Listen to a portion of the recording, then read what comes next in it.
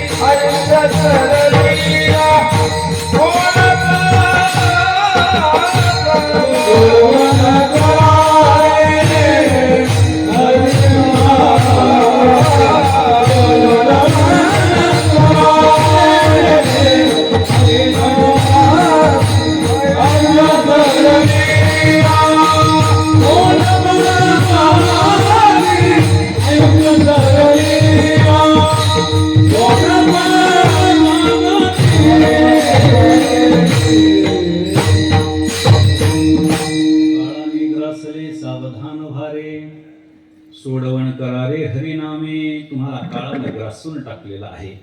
म्हणजे यथायोग्य काळी तो त्याच्यावरती घाला घालणार आहे, तरी देखील तुम्ही आम्ही दुर्लक्ष करतो. खरं तर मृत्यू हे शाश्वत सत्य मानण्यात आलेलं आहे, तरी देखील माणूस त्याच्याकडे दुर्लक्ष करतो. माणूस खरं तर कशाला घाबरत असेल तर ते मरणाला घाबरत असतो. पण एक गोष्ट सत्य आहे की ते आपल्याला येईल याची त्याला खात्री नसते. असं वाटतं दुसरा कोणीतरी जाईल, मला काही होणार नाही. परंतु योग्य वेळी काळाचा घाला आपल्यावरती पडणारच आहे.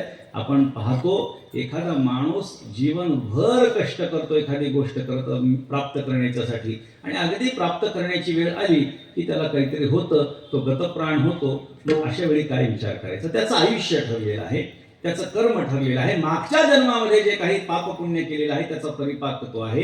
त्यामुळे आपलं आयुष्य हे आपल्या मागच्या जन्मावरती अवलंबून असतं. आपल्याला किती काळपर्यंत जीवन प्राप्त होणार आहे हे आपल्या मागच्या कर्मांवरती अवलंबून असतं. म्हणून आपण कर्म चांगले करावे. ठीक आहे, मागच्या जन्मात केलेलं कर्म आम्हाला माहिती नसेल, त्यामुळे आम्हाला या जन्मामध्ये त्रास होतोय. पण आपली संस्कृती आपल्याला हे सांगतेय की निदान पुढचा जन्म जर प्राप्त होणार असेल, मुक्त होणार नसाल, तर तो तरी जन्म आपल्याला चांगला प्राप्त व्हावा, तो तरी मनुष्य मात्राचा प्राप्त व्हावा. आणि याच्यासाठी म्हणून या जन्मामध्ये चांगलं वागायचं ही भूमिका आहे. या जन्मामध्ये तुम्ही चांगलं वागाल तर पुढच्या जन्मामध्ये तुम्हाला आनंद अनुभवायला मिळेल. याचा हा एक आदर्श म्हणा किंवा हे एक लालूच म्हणा, हे आपल्याला शास्त्रानं दाखवलेली आहे. आणि त्याच्यासाठी का होईना माणूस चांगलं वागतो. म्हणून जे केले कर्म झाले तेची भोग आले. जे कर्म आपण जन्मोजन्मी करतो तेच आपल्याला भोगून संपवावं लागतं. मी मागे एकदा उदाहरण आपल्याकडे मला वाटतं फेसबुकला हे उदाहरण दिलं होतं भीष्माचार्य जेव्हा शरपंजेरी पडले तेव्हा शरपंजेरी अर्थात बाणांच्या शय्येवरती पडले आणि पूर्वीचा तो काळ होता, धर्मयुद्ध होतं, त्यामुळे एकमेकांच्याकडे संध्याकाळ झाली की युद्ध थांबायचं, युद्ध विराम व्हायचा आणि एकमेकांच्याकडे सगळे नातेवाईकच एकमेकांचे आणि भेटायला जायचे. कसं काय रे, मी तुला बाण मारला, लागला का तुला, बघू बरं कुठं लागला, अशा गप्पा मारायचे. उद्याचं नियोजन काय आहे, उद्या मी तुला जरा धडा शिकवेल, जे काही असेल प्रेमाचं, अजून काय काय कशा पद्धतीचं बोलणं व्हायचं. भीष्माचार्य जेव्हा बाणांच्या शय्येवरती पडले तेव्हा भगवान श्रीकृष्ण त्यांना भेटायला आले. म्हणले, भीष्माचार्य तुम्ही बाणांच्या शय्येवरती पडला, खूप त्रास होत असेल तुम्हाला. भीष्माचार्य हसले, कुत्सितपणे हसले. म्हणले, देवा अवघड आहे म्हणले तुझं. कृष्णाने विचारलं, काय झालं? अरे तुझ्या कर्माचा सिद्धांत फोल आहे म्हणून हसलो मी. असं शक्य नाही म्हणले भीष्माचार्य, असं शक्य नाही. माझ्या कर्माचा सिद्धांत फोल कधीही असू शकत नाही. जे आपण कर्म मागच्या जन्मजन्मांतरी केलेलं आहे त्याचं फल आपल्याला कुठल्या ना कुठल्या तरी जन्मामध्ये भोगून संपवावं लागणार आहेच आहे. काय म्हणले देवा, अरे जन्माला आल्यापासून आजपर्यंत माझ्याकडनं एकही पाप घडलं नाही आणि शिक्षा बघ कशी, पूर्ण शरीराला छिद्र पडले. म्हणजे किती टोचलेत बाण मला तुला कल्पना नाही म्हणले देवा. त्याच्यामुळे तुला सांगतोय, जन्मापासून आतापर्यंत पाप केलं नाही आणि तरी सुद्धा माझी ही अवस्था, म्हणजे तुझ्या कर्माचा सिद्धांत चुकीचा आहे. भगवंतानं सांगितलं, या जन्मामध्ये झालं नसेल काही, मागच्या जन्मात काहीतरी पाप घडलं असेल. आठवा, त्रिकालदर्शी होते भीष्माचार्य, मागचा जन्म आठवला. मागच्या जन्मामध्ये देखील कुठल्याही प्रकारचं पाप केलं नाही देवा. भगवंतानं सांगितलं, माझ्याकडे एकच उत्तर आहे, केले कर्म झाले तेची भोग आले. जे कर्म तुम्ही केलंय त्याचाच हा परिपाक आहे, एवढं तुम्ही लक्षात ठेवा. त्याच्या पाठीमागचा जन्म आठवा. त्याच्या पाठीमागे गेले, त्याही जन्मामध्ये कुठल्याच प्रकारचं पाप घडलं नाही. असं करत करत करत 100 जन्म मागे गेले. देवा 100 जन्मामध्ये माझ्याकडनं एकही पाप घडलेलं नाही आणि तरी माझी ही अवस्था तू केली, याचा अर्थ तुझा कर्माचा सिद्धांत चुकीचा आहे. भगवंताने पुन्हा तेच उत्तर दिलं, केले कर्म झाले तेची भोग आले, त्याच्याशिवाय तुमची अवस्था होणार नाही म्हणले. त्याच्या पाठीमागचा जन्म आठवा. 151 जन्म आठवला. देवा त्या जन्मामध्ये एक गोष्ट घडली होती म्हटली. त्या जन्मामध्ये सुद्धा मी युवराज होतो, शिकारीला चाललो होतो, घोड्यावरती बसलो होतो, माझे अंगरक्षक माझ्या पाठीमागे होते. एका सावजाच्या पाठीमागे धावता धावता एक अरुंद असा रस्ता आला की जिथे एका वेळी एकच घोडा जाऊ शकेल आणि अग्रभागी मी असल्यामुळे मला समोर रस्त्यामध्ये एक अर्धमेल्या अवस्थेतला सरडा दिसला म्हणले. आणि माझं लक्ष त्या सरड्याकडे गेलं. मी त्या सरड्याला चुकवून माझा घोडा पुढे नेऊ शकत होतो, पण माझ्या घोड्यानं नाही तर माझ्या एखाद्या शिपायाच्या, माझ्या अंगरक्षकाच्या घोड्यामुळे त्या सरड्याला जर मरण आलं तर त्याला पाप लागेल, असा विचार मी केला. माझा घोडा थांबवला, मी खाली उतरलो, बाण घेतला, बाणाच्या टोकावर त्याला उचललं, त्याला बाजूला टाकलं. पाप केलं का पुण्य केलं सांग म्हणले. देवाने सांगितलं पुण्य केलं, मरणापासून त्याला वाचवलं, चांगली गोष्ट आहे. तुमच्या अंगरक्षकांना सुद्धा पाप लागू नये याचा तुम्ही विचार केला, चांगली गोष्ट आहे म्हणले. अरे देवा, मी जर का त्या सरड्याला असा बाण खोचला असता आणि बाजूला टाकला असतं तर मी समजू शकलो असतो माझी ही अवस्था, पण अलगद उचललं, त्याला काहीच झालं नाही म्हटले, बाजूला टाकून दिलं म्हटले, तरी माझी ही अवस्था. म्हणून सांगतो तुझ्या कर्माचा सिद्धांत फोल आहे. भगवंतानं पुन्हा तेच उत्तर दिलं, केले कर्म झाले तेची भोग आले. ज्या अर्थी तुमची अशी अवस्था झाली आहे त्या अर्थी काहीतरी पाप घडलंय, काहीतरी चूक घडलेली आहे. भगवंतानं सांगितलं, बाणाच्या टोकावरती उचलून तुम्ही त्याला बाजूला टाकलं, पण बाजूला कुठे टाकलं हे तुम्ही पाहिलं नाही म्हणले. काटेरी झुडपावरती तो पडला आणि तडफडून तडफडून त्याचा प्राण गेला. ते जे कर्म आहे ना ते तुम्हाला या जन्मामध्ये भोगून संपवावं लागतंय. आम्ही तर पावला पावलाला मुंग्या मारतोय महाराज. काय पाप आपल्याकडनं, पावला पावलाला क्षणाक्षणाला आमच्याकडनं पाप घडताय. काय अवस्था होणार आहे. तुकाराम महाराजांच्या भाषेमध्ये बोलायचं झालं तर, खंती ते न करा होणे गाढव कुत्रा, काय काळजी करू नका म्हणले. तुमचं कर्मच असं आहे, एक तर गाढव पुढच्या जन्मात, नाही तर कुत्रा. संत महात्म्यांचे स्पष्ट बोल असतात. आपण जे कर्म केलेलं आहे त्याचा परिपाक आपल्याला भोगून संपवावा लागतो. त्याच्यात ते कर्म आपल्याला कधी सुटत नाही. भले ही या जन्मात नाही, त्याच्या पुढच्या जन्मात, त्याच्या पुढच्या जन्मात, परंतु ते भोगून संपवावंच लागतं. कर्माचा सिद्धांत आपल्याला असं सांगतो. जन्मोजन्मी जे आपण पाप पुण्य केलेलं आहे त्याचा साठा म्हणजे संचित आहे बरं का. कर्माचा सिद्धांत मी नेहमी सांगतो की प्रत्येक सनातन वैदिक हिंदू धर्मियाला ही गोष्ट माहीत असणं अपेक्षित आहे. कर्माचा सिद्धांत प्रत्येकाला माहीत असणं अपेक्षित आहे की जन्मोजन्मी जे काही आपण पाप पुण्य करत असतो त्याचा साठा जो आहे त्याला संचित असं म्हणतात. आणि तो साठा संपेपर्यंत जीवन जगणं हे प्रारब्धाचं स्वरूप आहे. म्हणून आपण एखाद्या माणसानं कितीतरी कष्ट केले आणि त्याला जर यश संपादन करता आलं नाही, आपण काय म्हणतो ते त्याच्या प्रारब्धातच नाही. एखादा उमेदवार दरवेळी उभा राहतो आणि पडतोच, यावेळी काय म्हणतो त्याच्या प्रारब्धातच ते पद नाहीये, नाही का? म्हणजे काय की त्यांनी कितीही जरी प्रयत्न केले तरी तो त्या अवस्थेपर्यंत पोहोचू शकणार नाही, कारण त्याचं प्रारब्धच तसं नाही. बर, हे प्रारब्ध जर का आम्ही या जन्मामध्ये सगळ्याच्या सगळं संचित प्रारब्धाच्या रूपानं भोगून संपवलं तरी देखील आम्हाला या जन्मातलं जे क्रियमाण आहे ते पुढच्या जन्मासाठी कारणीभूत ठरत असतं. म्हणजे जर मागचं संचित आम्ही प्रारब्धाच्या रूपानं या जन्मामध्ये भोगून संपवलं आणि नवीन क्रियमाण पाप पुण्य जर का निर्माण होऊ दिलं नाही तर आपल्याला पुन्हा जन्माला येण्याची गरज नाही. पण संचित संपवत जातो प्रारब्धाच्या रूपानं आणि क्रियमाण तयार करत जातो. म्हणून मी काय सांगतोय की आपण मागे काय केलं हे आपल्या हातात नाही, पण इथून पुढे काय करायचं हे मात्र आपल्या हातात आहे. त्यामुळे मागच्या जन्मामध्ये आमच्याकडनं काय पाप घडलंय, आम्हाला त्रास होतोय, समजावं त्या पापाचं हे फळ आहे. आम्हाला आनंद प्राप्त होतोय, सुख होतंय एखाद्या गोष्टीनं, पुण्याचं हे फळ आहे.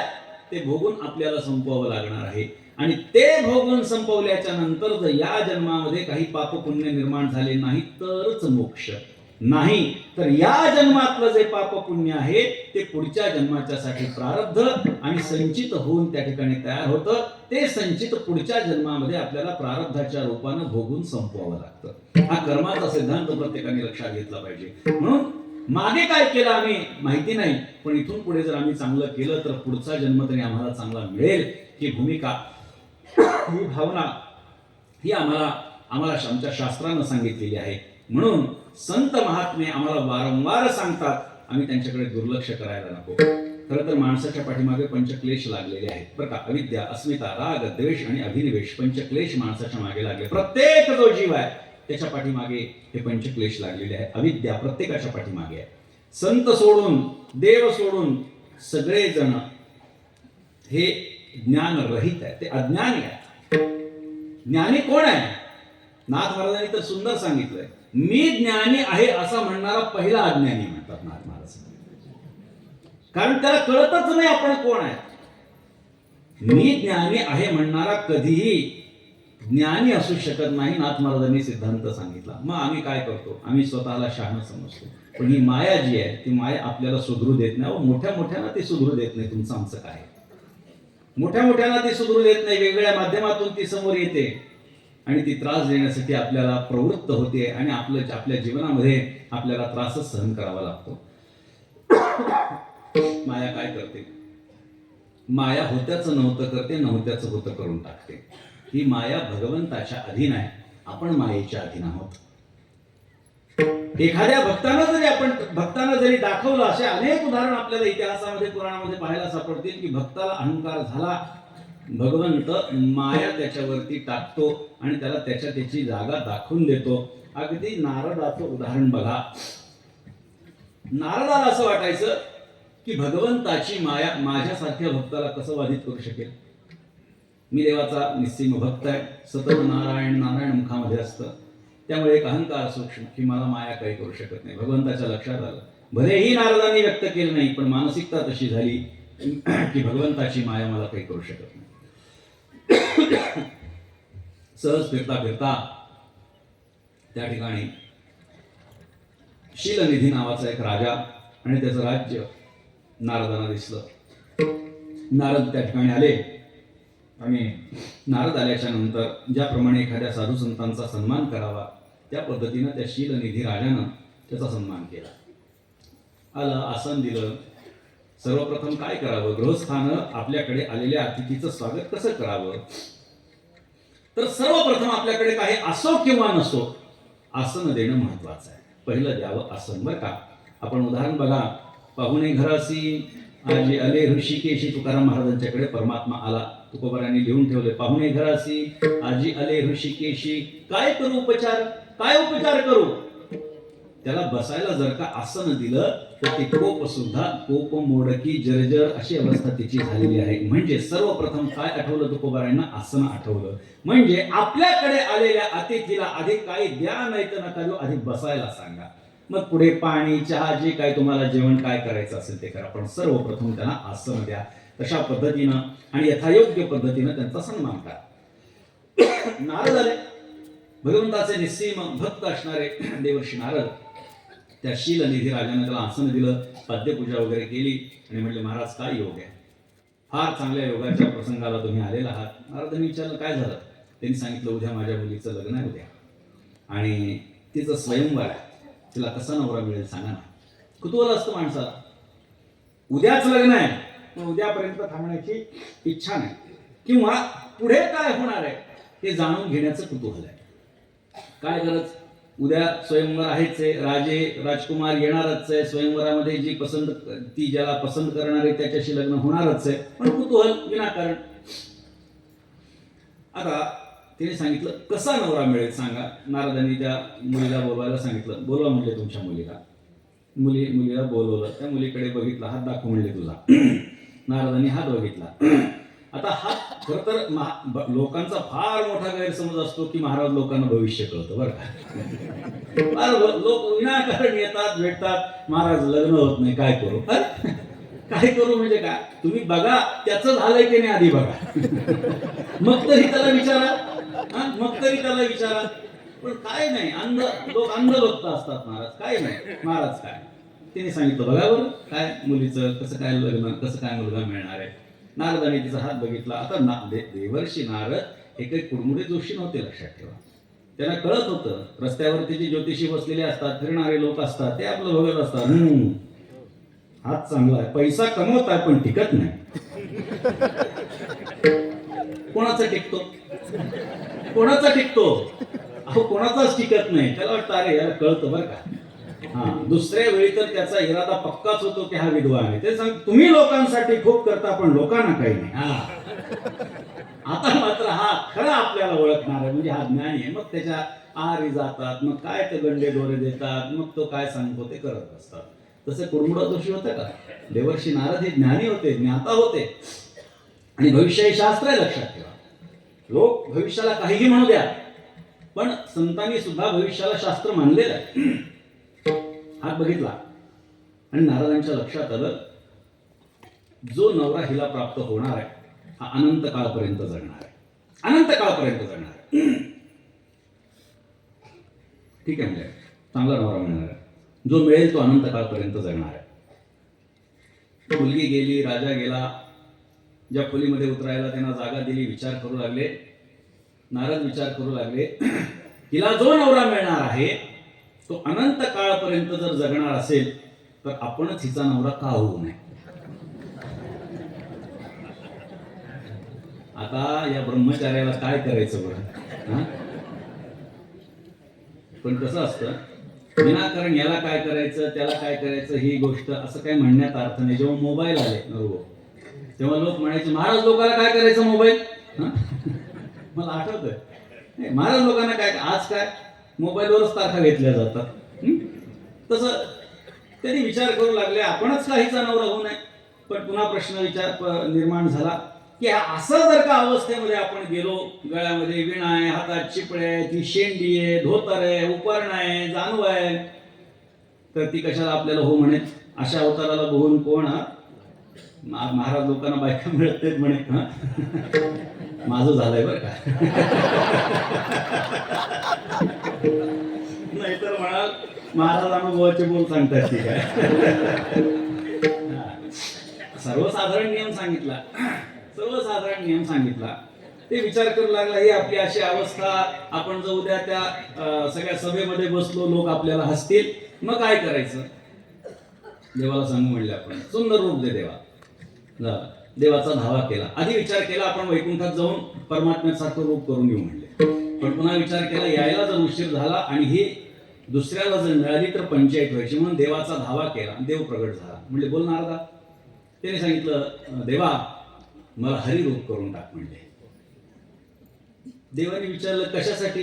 काही विचारू नको म्हणले, माझा अधिकार आहे तुझ्या भाऊ आहे, करून टाक म्हणले मला हरिरूप. ठीक आहे. नारद विचार करू लागले, विनाकारण जर सांगितलं तर विनाकारण आपल्याला पाढे शिकवत बसेल, म्हणा हे करावं का ते करावं का, तू ब्रह्मचारी आहे, अमुके आहे तमुके, त्याच्यापेक्षा शांत क्रांती करून टाकू म्हणले आपण. हा, काय करायचं, मला हरिरूप करून टाक. तथास्तु. देवाची माया काय आहे? देवाची माया म्हणजे काय लक्षात घ्या. दुसरा दिवस उजाडला. देवाची माया अशी आहे की नारदाने स्वतःच्या शरीराकडे बघितलं आणि त्यांना असं वाटलं की आपलं शरीर प्रत्यक्ष भगवान महाविष्णू सारखं झालेलं आहे. अंगाला बघू लागला, हातामध्ये काही विणा नाही, काही नाही, चिपळ्या नाही, असं बघू लागला. वा वा, बहुतेक आपल्याला हरिरूप केलेलं आहे. आनंदानं दुसऱ्या दिवसामध्ये त्या ठिकाणी त्या आसनावरती जाऊन बसले. पण देवाची माया कशी आहे, सामान्य लोकांना नारद हे नारद म्हणूनच दिसू लागले आणि काही विशिष्ट लोकांना ते वानर म्हणून दिसू लागले. आता असं का, तर नारदांनी सांगितलं मला हरिरूप कर. हरी या शब्दाचा अर्थ संस्कृत मध्ये वानर असा एक होतो बरं का. भगवंतांनी विचार केला, याची खोड चांगली जिरू म्हणले, म्हणून हरिरूप कर म्हणलं ना, तथास्तु सांगितलं आणि माकडासारखं तोंड करून टाकलं. नारद जेव्हा स्वतःच्या शरीराकडे बघू लागला तेव्हा त्यांना असं वाटलं हरिरूप म्हणजे महाविष्णू सारखं. सामान्य लोकांना नारद नारदासारखे दिसू लागले. सगळेजण सगळ्या आसनावरती राजे महाराजे बसलेले, युवराज बसलेले. ते म्हणले या महाराजाला मध्ये काय करायचं, म्हणले मध्ये आसन टाकलं काय, यालाही लग्न करायचंय की काय म्हणले. अशा वेळी महाराजांना आरत तुरे म्हणलं जातं बरं का. काय करायचं म्हणले याला. देवांचे जे गण होते त्यांना मात्र वानर दिसू लागले. नारद आजूबाजूला बसलेले शिवगण वगैरे म्हणले वा वा वा वा, काय हरिरूप आहे, वा वा काय हरिरूप. आता त्यांना वाटू लागलं काय हरिरूप म्हणजे खरंच आपण सुंदर, कारण स्वतःच्या शरीराकडे बघितलं तर विष्णू सारखे वाटत होते.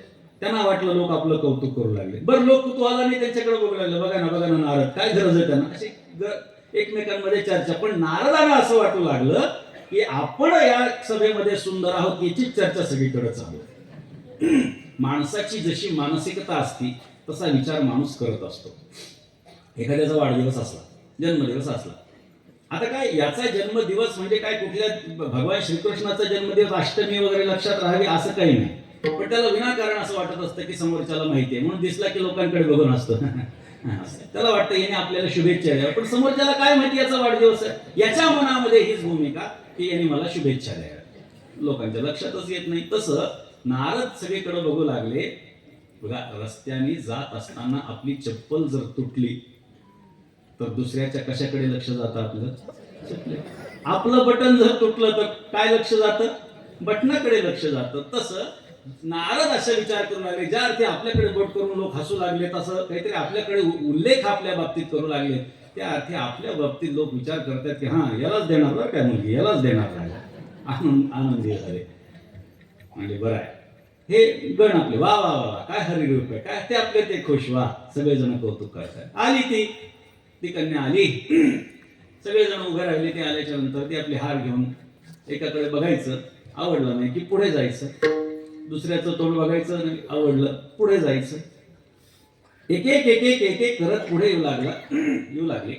नारदांना असं वाटलं मला हार घालायचा आहे म्हणून बाकीच्यांना टाळते बरं का म्हणले. ते झालं, जवळ आली, बाकीच्यांकडे तर बघितलं, नारदाकडे तर बघितलंच नाही, पुढचं पाऊल टाकलं.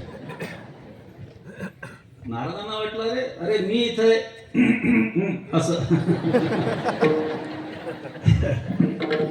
आकर्षित करण्याचा प्रयत्न केला. तिने असं मागं वळून बघितलं, असं केलं, पुढचं पाऊल टाकलं. आता तर आश्चर्य वाटलं, म्हणले काय एवढा सुंदर माझ्यासारखा या सभेमध्ये कोणी नसावा आणि तरी सुद्धा ह्या कन्येने मला वरून आहे. अरे अरे अरे काय हिची बुद्धी आहे म्हणले. जाऊ द्या, काय परिणाम म्हणले, जाऊ द्या, नाही तर नाही दुसऱ्याला कोणाला तरी घालेल, नाही तर तशीच राहील, काय करावं. झालं, बाकीच्यांकडे गेली आणि तिथे एक राजकुमार होता, त्या राजकुमाराच्या गळ्यामध्ये तिनं हार घातला. वाईट वाटलं नारदांना वाईट वाटलं की आपण हरिरूप असून सुद्धा ह्या कन्येनं आपल्याकडे दुर्लक्ष केलं. हे चिंतन चालू असताना ते हरीचे गण वा वा वा काय हरिरूप आहे, काय हरिरूप आहे. आता भडकले. आणि एवढंच जर माझं हरिरूप चांगलं असलं असतं तर तिने मला नसतं का हार घातला, माझ्याशी नसतं का लग्न केलं, काय तुम्ही तीनदा हरिरूप करतायत. त्यांनी सांगितलं जरा आरशात चेहरा बघा म्हणले महाराज आपला. आरसा नव्हता पण पाणी होतं. त्या पाण्यामध्ये त्यांनी आपलं मुख बघितलं आणि पाण्यामध्ये मात्र त्यांच्या लक्षात आलं की आपलं रूप वानराचं परमात्म्यानं केलंय आणि तळपायाची आग मस्तकाला गेली. म्हणलं परमात्म्याने हा खेळ माझ्याबरोबर खेळला. अरे अरे अरे वाईट झालं, म्हणजे फार वाईट झालं. तिथून तण तण तण तण करत निघाले आणि निघाले असताना ती वधू, जिनं गळ्यामध्ये ज्याचा हार घातलेला आहे तो युवक समोरून येताना दिसला. त्यांच्याकडे दुर्लक्ष करून आपण निघून जावं असा विचार केला, पण त्या युवकाच्या पाठीमागे लक्ष्मी माता येताना दिसली. नारदांनी विचार केला, लक्ष्मी माता नारायणाच्या शिवाय दुसऱ्या कोणाच्याही मागे जात नाही. ज्या अर्थी या युवकाच्या पाठीमागे ती चालली आहे त्या अर्थी हा युवक दुसरा तिसरा कोणी नसून प्रत्यक्ष नारायण आहे. धावत त्याच्यापर्यंत गेले आणि नारदांनी सांगितलं, देवा माझा विश्वासघात केलास तू. अरे मी तुला हरिरोध करायला सांगितलंस आणि तुम्हाला वानर करून टाकलंस. बर, मला जी माझी पत्नी म्हणून प्राप्त होणार होती त्या कन्येला सुद्धा तू हरवलंस. माझ्याकडनं नेऊन गेलास, दुसरीकडे घेऊन गेलास, माझ्यापासून तिला बाजूला केलंस. तुला मी शाप देतो की तुझीही पत्नी पुढे तुझ्यापासून कोणीतरी ओढून नेईल आणि तिला आणण्याच्यासाठी तुला वानरांचीच मदत घ्यावी लागेल. हा तुला शाप देतो. अशा पद्धतीचा शाप दिला. आपल्याला लक्षात आलं असेल, हा शाप प्रभू रामचंद्र